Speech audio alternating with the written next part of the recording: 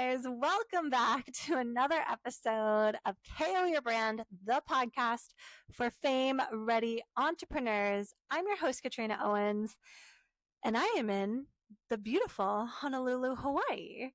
And I wasn't sure that this recording was going to go.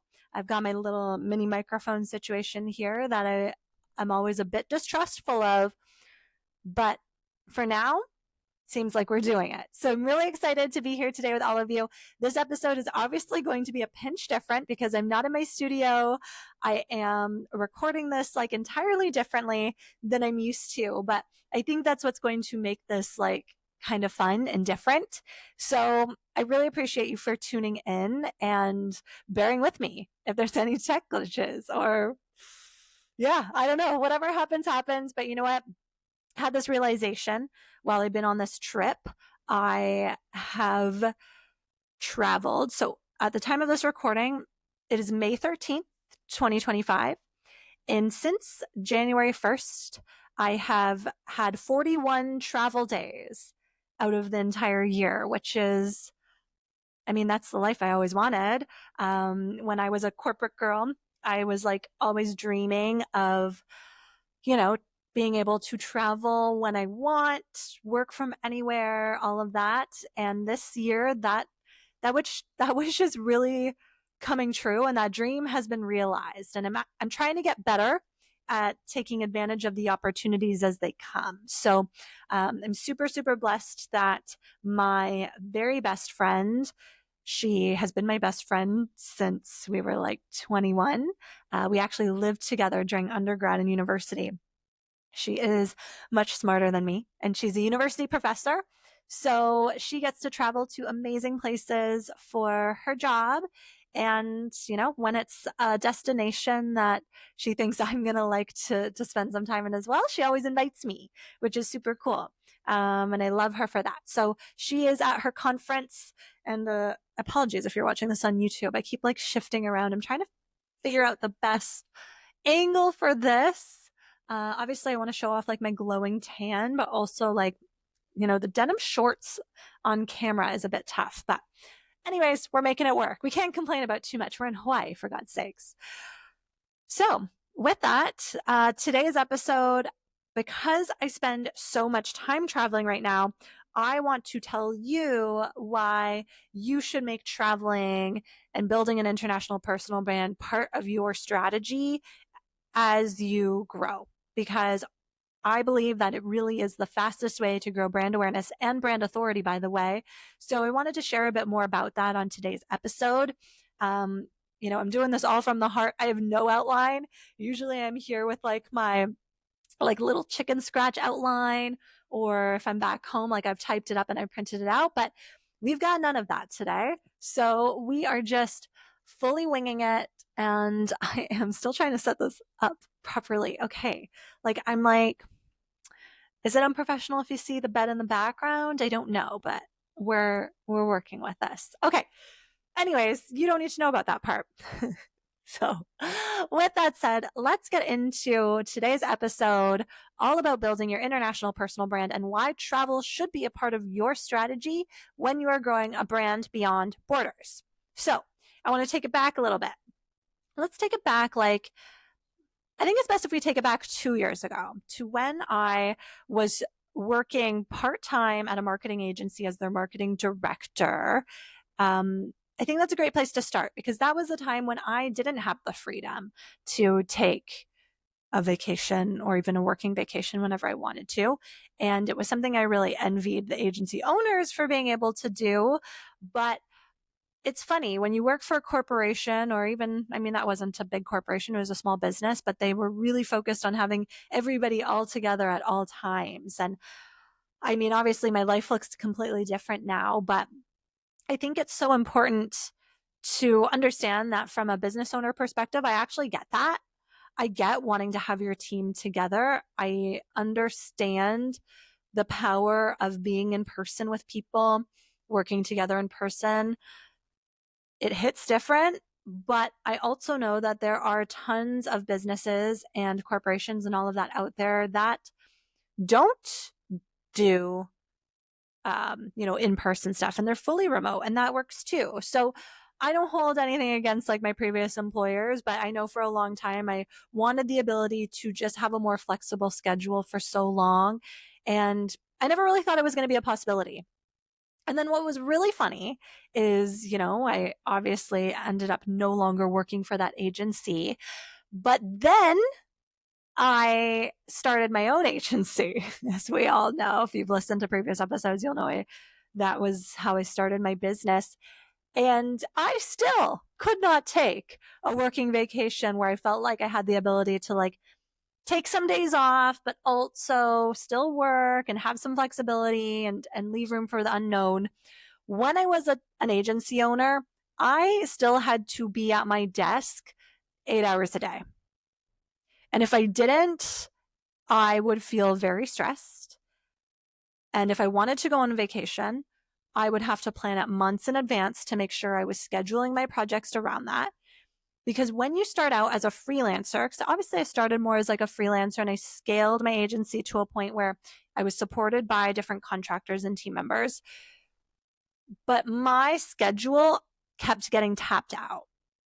I was still so involved in the client work and the day-to-day operations of the business that it wasn't realistic for me to like on short notice say, oh, by the way, I'm going to take some time off. Even when I like had to take a day off because I was sick, or maybe like my dogs had to go to the vet, or something fun came up, because something fun always comes up, and I just always felt like I had to be chained to my desk. And if I didn't, I would just be screwing future Katrina, because in the future I would have so much work that I still had to do. So it was like not a fun situation all around, right? Because I was like kind of caught between all these things that I wanted to do when I was a business owner, yet I didn't have the freedom that I saw so many business owners had. And I wanted different for myself, but I didn't know how to do that. And if we take it back a year ago, so 2024 was the first year I ever really started to like be able to travel for work. So my very first work trip as like a fully 100% self-employed person was last March. I had a client that was in Calgary, Alberta. So I traveled to her where we did some in-person strategy and discovery. And then I was invited to an event in New York City last year. And that was the very first time I ever like got to go on an international business trip that was fully funded by my own business. And it was so interesting because in those moments, you realize how much responsibility you have to your clients, but also to yourself. And I found myself kind of caught between the two, where I really wanted to make the most out of my time in New York. I was there for the launch of Intentional Living magazine, which is a lifestyle publication. It was this amazing launch party. I was featured in the magazine. So there was all this hype around me being there. It was a fabulous party, by the way, at the Four Seasons in Manhattan. Absolutely gorgeous venue. And there were a lot of women there that I had been connecting with over the course of the months leading up to that, because we were all contributors and featured in this publication. So this was a chance for us to all to meet, mingle. I know one of the friends that I made during that time, Laura May, actually listens to this podcast. So, hey, Laura May, shout out to you.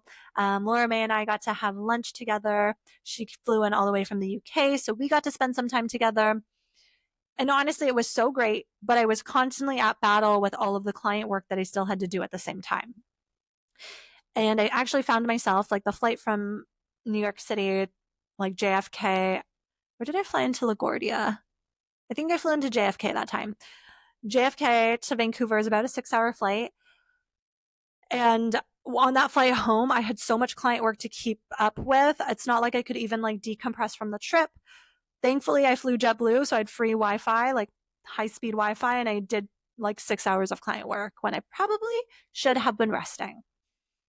But that was my reality for so long. I was always trying to maximize the revenue for my business. So my schedule was always packed back to back. So I share this story because if this is you right now, I want you to take a look at my life and see how much things can change in a year. Because now it's May 2025, and how this trip happened. I was telling you about my friend who made this whole thing happen for me. She is a professor, and she, about a month ago, like it was like a month ago. So I flew here, been here since like last Monday, so just over a week. So it was a month ago when I call her Chief Hype Officer, Dr. Ray. We'll keep her identity like semi-private because she does have like a very important job. But about a month ago, she called me, and Rachel actually like never calls me unless something's wrong. So I like very timidly answered my phone, like preparing for like some sort of meltdown. So I answer the phone, like, hello. And she's like, hi, I'm okay. And I'm like, perfect. She knew that was my first, like, I was like, is everything okay? Like, why is she calling me? And she goes, I was wondering if you wanted to come to Hawaii with me next month. And my intuition was immediately like, fuck yeah. Yes, I want to go to Hawaii. It was right after, it might have even, yeah, it was immediately after actually that my amazing event, my launch and learn. I had my launch and learn. And so I was kind of recovering from that. And I was still like really, really receiving all of the amazing opportunities and new clients and things that were kind of coming my way from that event and all of the other momentum I had in my business.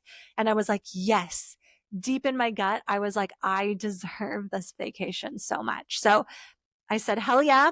Did a quick check of my schedule. I didn't think I had anything planned, and did a quick check, not because I was like, is there like some client stuff or other things that I have scheduled. I was just like, let me make sure I'm not already traveling during that time because my travel schedule is jam packed right now. So I got on my computer, did a quick check of my calendar. I was like, the week is free. Let's go. And I had so much gratitude for myself in that moment because I built this. I built the ability to take a vacation because today I'm working and I worked yesterday, and for the days preceding, I would do like some email catch up. I had like a couple, I think I had like 2 client calls, group coaching calls that I did not want to reschedule. So I did those, but I really took like a true vacation. There were a couple days when I didn't even post on social media or go on social media at all because I knew I hadn't given myself an opportunity to do something like this in a really long time. The last time I took a true vacation was back in January when Gabriel, my partner, and I went to Mexico with some friends of ours. So I knew I was overdue for like some rest. And I'm so glad that I gave this to myself because the clarity and the creativity that comes from resting the brain is so underestimated. We never think that like a vacation is going to be so powerful until we take it. So I was, grateful for the opportunity, was able to just like book my flights. We booked the hotels. We spent the past couple days traveling. And now Rachel is at her conference and I am working. I leave tonight to go back home, and I'm going home feeling refreshed, rejuvenated, excited to go home, mostly just to like sleep in my own bed, but also like have some clean clothes, heal the wicked sunburn that's on my back right now. If you're watching this on YouTube, I look quite bronzy. So like love that for me, but got a little bit of a sunburn on the back that, I've just had so much great time in the sun, which we don't get a lot of in Vancouver. So I was soaking that all in, and, I wasn't prepared for just how strong the sun is here.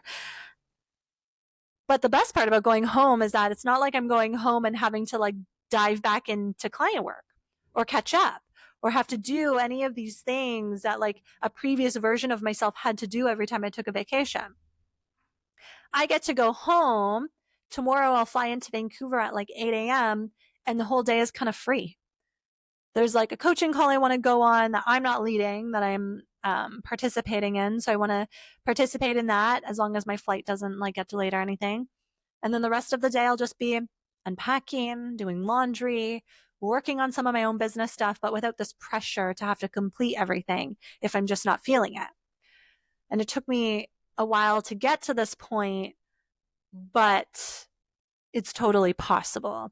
And I do actually attribute a lot of the reason why I have been able to build a business like this because I've been willing to build an international personal brand and go beyond borders. Because this is what I wanted to get into on this episode and why this is so important. Because some of you may look at my Instagram content and think like, okay, she's just like traveling again and like selling us on this dream of building an international personal brand. And like, that's my excuse for traveling. But it's a strategy. And I was validated in my strategy back in November. I was talking to a client, one of my high level clients, one-on-one client who is an executive. His identity can never be released because, you know, he does some serious stuff. And so for all of you that are always like, I want to know like more of who your clients are. There is a whole slew of them that I will never share because we have some like hefty NDAs in place. Okay. And that's what makes my work so cool because obviously there's an amazing subset of my client base that is so excited to like be shared and share their stories and share their wins. But I have these clients that don't want it to be known that they're working with someone on their presence and being coached in this way. And I totally respect that too. But it was one of my private one-on-one clients that I was kind of talking about. And he said to me, like, oh, it must be very cool when you go to an event that's abroad, because I go to a lot of events that aren't in my locale. You kind of get a bit of authority in those spaces because you're not like from Orlando or from New York. You get to say, I flew in from Vancouver, which elevates your profile in the room. And I said, yes, 100%. And it also works the opposite way. When I show my audience that I am traveling to events that aren't in my own backyard, it also increases my brand authority because I'm like, I am not just known for the work I do in my region, I'm known worldwide. And so that's a power move. And that's the premise of building an international personal brand. Honestly, it's using the brand authority that is created from expanding your reach, building client relationships, building media relationships, and event relationships with people that aren't in your locale. And you want to know what's so powerful about that? Because honestly, a lot of people will say like, yeah, but my ideal client like isn't abroad. My ideal client is local because perhaps you have a brick and mortar or an event. But if you are like an internationally renowned personal brand, it still elevates the profile of your business. I love to use the example of like a spa owner here because I've worked with spa owners in the past who are like, what can PR really do for me? Or what can building an international personal brand really do for me when I'm not convinced that people are going to like fly from across the globe to visit me? And I'm like, well, first of all, that's fucking small thinking. We should always imagine that people are going to fly to us. As someone who has been flown to events and clients want me to come to them in person, yeah, I'm someone who didn't think that was possible for me for a long time either, but it totally is, and it is for you too. But if you are a spa owner and you show your audience that you're going to events that aren't just like all of the spa owners or beauty professionals in your own backyard, but you're going to Vegas or Los Angeles or Europe to see what the new tech is or learn what new processes and systems there are for whatever treatments you offer. That elevates your entire profile. And one thing that you hear me talk a lot about is we have to let go of what is the ROI of blank. Because that is when your public relations and personal branding efforts are just going to go out the window. If you think that there was going to be a direct ROI from every single thing you do, you're doing it wrong. And you do not understand the point of having this holistic brand strategy where all of the things work together. Your clients need to have several touch points to understand why you are a professional and the only option for them. So for me, when I bring it back to my brand, the international travel that I do just really reinforces that I am a high quality service provider. I have connections across the globe and my business takes me places. Don't you want your business to take you places? Isn't that why we go through the grind of being an entrepreneur? Like, I know for me, one of the greatest luxuries is being able to stay in a fancy hotel, book the business class seat, get a convertible for the rental car as opposed to like whatever, shitty sedan is like the base model. Since we're in Hawaii, the rental car we got this time was a Jeep, but like, you got to drive a Jeep in Hawaii. That's always what we do here. But do you see my point? Do you see why we can't just like think small and think that like if I'm going to an event and it doesn't give me 4 clients that all pay for my plane ticket, in the 2 weeks that I've been back, well, we're never going to know what the impact of efforts compounding on each other over time can really do. Because that's what PR and personal branding does for your business. The efforts compound over time. And I have this really great slide in one of my slide decks, because one of the presentations that I do, and I actually think I'm going to do it in an upcoming summit. So if you're listening to this and you're like, Katrina, you got to do your international personal branding presentation again so we can all learn, I pitched it for an upcoming summit. So hopefully, fingers crossed, that I get accepted, and then you'll be able to sign up for the summit and see this presentation. But we talk about local brand awareness builds national reach, which builds international brand authority. And so what I mean by that is you got to start off by being a celebrity in your local backyard first. So I always say we got to be a local celebrity. I actually am so delusional that when I go to events in my like region or neighborhood or city right now, I always think that I'm going to know all of the people in the room. And lately I've been fucking humbled because I've gone to events where I don't even clock that there's a chance that I could walk into a room and there won't be anybody that I know. And this is coming from a girl who not too long ago would have to like talk herself down from a panic attack in the car as I pulled up to any event, because for so long I didn't know anybody. And while you are going to think that I'm an extrovert, I'm actually not. I'm like an ambivert. Maybe we've covered this before. Like, I can extrovert. Like for me, it's like something I push myself to do and then I'm going to recover afterwards. But it takes effort for me to extrovert. I actually really envy like true extroverts who thrive off of like social and like really like find energy in that. For me, it's just exhausting, but we do it. I do it because I have to. And I do enjoy it in the moment, obviously. Otherwise, I wouldn't be doing this. And I definitely wouldn't be doing this podcast. So this local brand awareness that we gain helps us build up the credibility, the clout, the recognition that we need to start gaining national reach. And so by national reach, I mean, I'm going to use just me as the example here. So I'm in Vancouver, Canada. I am a local celebrity. I'm going to claim the title for myself, but people have called me that in the past too. So that's how I am. And having this stature in my local community has enabled me to pick up national clients. I can fly to Calgary or Toronto, some of these other cities, and I'm always going to know someone at those events. So my reach becomes so much more, because now I'm not just like a local celebrity, but I have the authority that I need in my local backyard to now be respected like across the nation. And then because I'm kind of like, a Canadian personal brand, I have credibility, recognition in the space. That is then what allows me to be an international authority, because now I have what I need foundationally to go to events in Florida or New York and say, hey, I have all this credibility back in Canada. I have all of this recognition and validation back in Vancouver.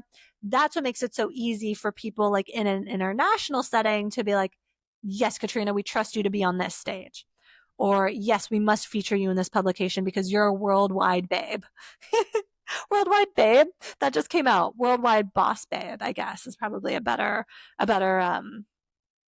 term. So that's what I mean when I show you this trajectory of like why you need the local to build the national, to build the international. And they each do different things. Local brand awareness, national reach, international authority. So if that's a framework you want to know a little bit more about, really recommend when the summit launches to sign up and watch my presentation on that, because it's a good one. So Why should you care about building an international personal brand? Well, for one thing, security and stability. We just went through an election season here in Canada. For months, people have been talking about like how shitty the economy is, buying power is low amongst Canadians, blah, blah, blah, fear mongering, that whole thing.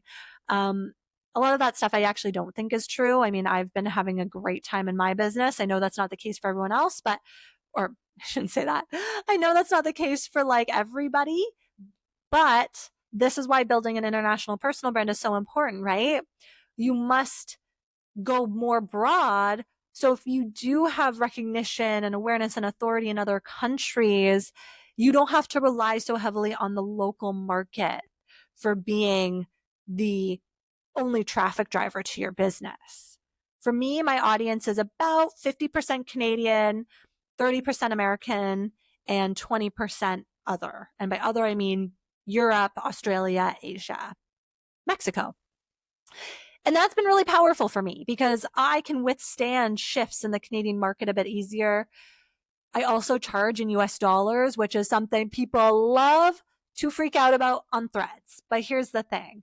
If you are building an international personal brand and you are a service provider that serves clients across the globe, it is in your best interest to charge in USD because USD is recognized as this international currency, whether you like it or not. I mean, I've traveled quite a bit in my life. I know you can go to Vietnam and you can pay in dong or you can pay in USD. Go to Mexico, you pay in peso, you pay in USD. So for us to be so up on a high horse and say, I'm a Canadian service provider, so I'm going to charge in Canadian dollars, you do not need to be a martyr to the local economy. Yes, for some clients, once in a while, if they ask if it's going to get a deal across the line, I have in the past changed my pricing to reflect a Canadian client versus American. This doesn't mean the Canadian client is getting a deal, by the way. It means that I will charge them in Canadian dollars, but I'm going to charge them in a rate that most accurately reflects what I would receive if they're charging, or what I would receive if they were paying in US dollars. So it's not like I'm saying, sure, you can pay $5,000 Canadian or $5,000 USD. Absolutely not. Because my pricing isn't that fucking arbitrary, guys, and yours shouldn't be either.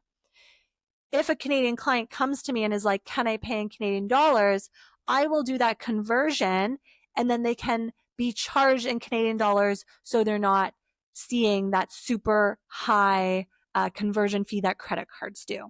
That's the point of that. It's not like I'm giving them a deal because I have all of my pricing set where I know what my profit margins are and I know what I need to be able to run a profitable business. So that's the thing that I think a lot of people miss. And I see that on Threads. I see business owners that will actually say, well, I just charge $5,000, and you pay in whatever currency you are in. That's not a good business model. It is not. Yeah. The only time I will not charge, or I will not allow clients to kind of negotiate on the price or like the currency, I should say, is when it comes to group programs. Because when you are doing a high volume of transactions, I don't have time to set up multiple sales pages, multiple shopping carts, sending different links to people. As a business owner, especially if you are a service provider, there are things you are going to have to pay for in USD. I pay pretty much every single software.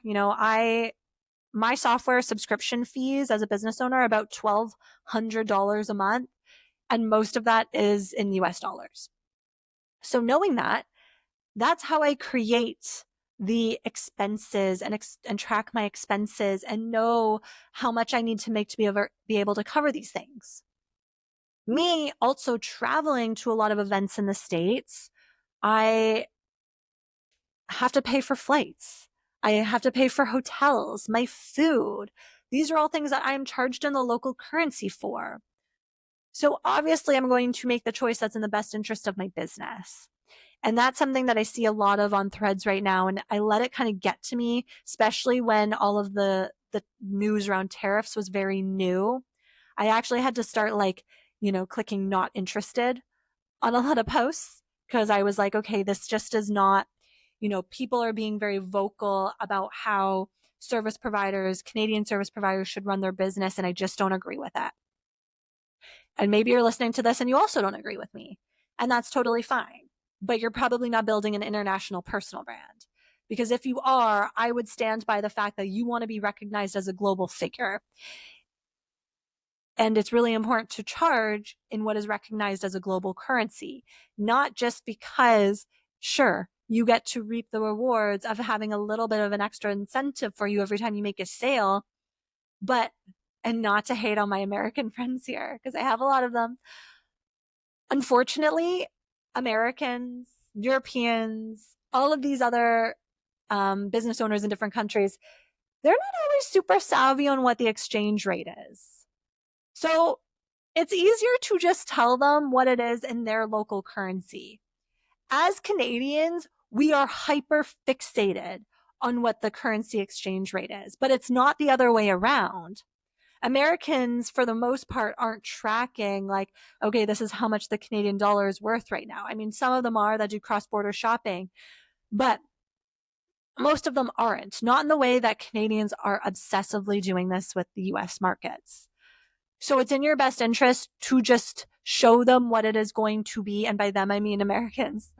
It's best to just show your American audience what that rate is going to be in their local currency, and they will happily pay it. And if you are American here, one thing I want to say is start coming to more events in Canada because you are going to benefit from the exchange rate. And that's something I've actually seen a lot is because I talk about building an international personal brand. So often Americans are like, okay, but you're telling Canadians how to build an international personal brand by coming to the States. But Americans are like, to me, that's not building an international personal brand. And that's fine. I hear you.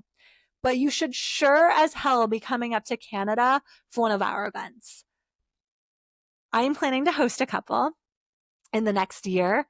I actually, on one of my calls today, a very good friend of mine that's also in the event space, she runs amazing events in Florida of all places.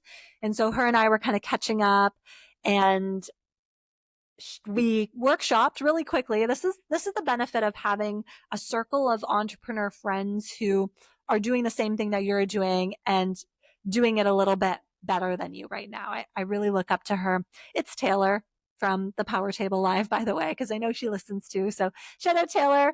So inspired by our conversation earlier. And we workshopped a little strategy for not one, but two events that I'm going to host in the next year. And I really hope that some of my American audience starts to come up to Vancouver, which is just a gorgeous place to visit, honestly. But your dollar is also going to go very far because, I'm assuming things won't change that drastically, but not between now and then. But, your flights to Canada, your hotels, all of the food, it's pretty economical for you to come up here and start building your personal brand up here. And for those of you that live on the East Coast of the United States and Canada, Europe is so close to you too. I'm so jealous of that, by the way. It's a fucking mission to get to Europe from Vancouver. But start looking for events overseas. And don't get intimidated by it. Think of that as your next level. What does that say to your audience? What does that even say to your inner child or the person inside of you that did never dream that big? That you're traveling to countries far and wide to grow your business. What an amazing concept. And once I really started to settle into that, I was like, yes, that is why I'm going to commit to traveling and investing, because I don't want you to think that I have an unlimited travel fund. I do not. My travel is funded by my business right now. And I look at my travel as a business expense. And this isn't to say I'm one of those influencers that are take out a line of credit to fund your luxury travel. No. Back in the fall, I did a program through the Canadian government, but It was hosted by the Greater Vancouver Board of Trade, called the Trade Accelerator Program. So in that program, I actually had to write a business plan on how to formally export my business to another country. So we all had to pick one. I picked the United States, and then I actually got really specific. I picked 3 places in the United States, and this is going to sound so crazy saying it out loud in this forum right now, but I chose California, New York, and Florida, because those were the 3 places that I felt like my ideal client lived. And isn't it so funny right now? I am speaking at an event in Orlando, Florida in June. I had traveled to Orlando, Florida a few months ago for another event. And now I have like this amazing Florida audience. I'm going to New York in June as well as August. And I have obviously, if you listen to the podcast, you'll know I'm speaking at a big event in New York City in August. And California still remains a bit untapped, but I'm sure there's something in there coming, because this business plan basically acted as like a manifestation, if you can believe it. I guess maybe that's what business plans are for. But it was through the work that I did in the Trade Accelerator program that helped me realize it is actually a sound business investment to invest in travel for your business, as long as you do it strategically. So it's not like I'm just like, oh, I'm going to go to like insert random city here and call it a business expense. No, no, no. When I travel, I am always looking for local networking events to go to. I'm always shooting content. So yesterday morning, I hired a local content creator to shoot some reels for me in this location that are going to be stunning, gorgeous, so engaging, and obviously a great way to continue to build my international personal brand. And I'm always using the authority I have back home to fuel the authority that I have here. Last week, my girlfriend and I, we woke up early and went for a hike. We hiked Diamond Head, which is this volcano here on Oahu. And as we were hiking, it was not like a casual stroll. It was a full hike. But as we were hiking, we started talking to this man that was kind of at the same pace as us. And he was asking us what we do for work. And I told him what I do. I said, hey, I'm a personal branding and public relations consultant. I help people get on stage, get featured in the media, podcasts, etc. And he's like, I'm a real estate coach. And I was like, holy shit. And his ideal client is very similar to mine. And so that right there is an amazing connection, right? And then you share contact information, you keep in touch. So it doesn't always have to be planned. It doesn't have to be like intentionally going to events. Sometimes it's just chatting up the person next to you on the airplane or waiting in line for the elevator. I did that yesterday too. So it's always just staying open to the possibilities of growing your personal brand and business. But I always try to do all 3 things, staying open and like being a bit flexible with what the universe gives you is one of those things. But obviously going to events where you can intentionally put yourself in the room with other business owners is crucial. And then always film the content. When you are traveling and you are an international personal brand, you must shoot the content. Show your audience that you're an international personal brand, right? So I hope in telling you all of this, I know this was like a stream of consciousness, basically, but I was just feeling so inspired because as this trip wraps up and as I start to book travel for the next couple months, which is crazy, over the next couple months, I will continue to travel quite excessively. I'm going, obviously, I told you, to Orlando and New York, going to Nashville, I'm going to New York again, Whistler. And those are just the things I know of right now. Because you never know what happens last minute, right? I mean, this Hawaii trip happened pretty quickly. But you can create this for yourself too. I'm willing to bet that the best ideas that you have for your business, the most creativity, the most clarity, doesn't happen to you when you're sitting at your desk. It happens when you're coming from a place of joy, when you're relaxed, when you're grounded, when you are just soaking in all of the amazing things that you've been able to create for yourself so far. So if that's interesting to you, if building an international personal brand is the thing that you're putting on your vision board and you see me doing this and you're like, yes, I am inspired, then you're ready. You are ready to take one small step towards that. And maybe that one small step is joining my Fame Ready Entrepreneur Program. In this program, this 12-month group coaching container and community, I drop weekly speaking engagements, media features, podcast interviews from all across the globe. I do not discriminate because in this program right now, there are women from Canada, the United States, Europe. There are women from across the globe in the Fame Ready program. So I'm constantly dropping like, here's an opportunity in New York. Here's one in Florida. Here's an international podcast opportunity. I do not discriminate on location. So if you're looking for the place to start finding the confidence and just finding the opportunities, then the Fame Ready Entrepreneur Program is for you. So I'd love to see you in there. You can head on over to the show notes to jump in at any single time. I'm always accepting new clients into that program, and you get to stay in it for an entire year. So, if you're listening to this and you join in June or you join in September, you're going to be in it all the way till next September. That's pretty fucking cool, right? You have my support for an entire year, as well as support from guest experts from across the globe as well.